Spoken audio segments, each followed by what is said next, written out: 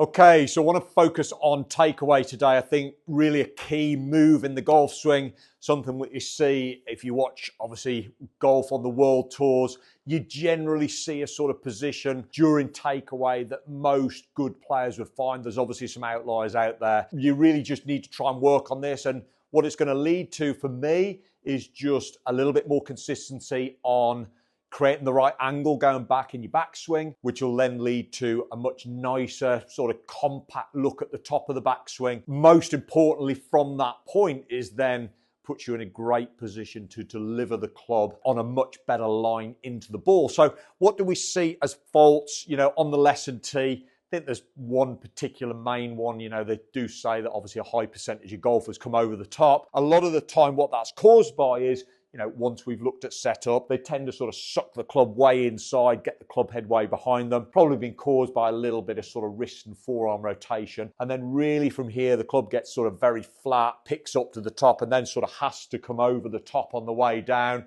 And then we lead to those sort of, being a right-handed golfer, those sort of weak left to right fade. So, really go back to the beginning, and a lot of that has possibly started by the way they've moved the club away. So what do we want to see in takeaway? I've just put this alignment rod on my toe line here. We're going to just use this as a nice, easy reference point. As a sort of general, what I like to see is once we're in a good posture with a good grip, okay, we just feel that the hands just move fractionally inside, so a little bit on the arc, club head stays outside. I like to see at this point of the swing that the face of the club is still looking down at the ball somewhat, okay? But sort of at this point here, you can see that the club head now covers my hands. And that's using the alignment rod as that reference point. That's just going to make it a little bit easier for me to set the club on what I would class as sort of plane on the backswing, okay? A nice plane sort of matches how the shaft looked at setup.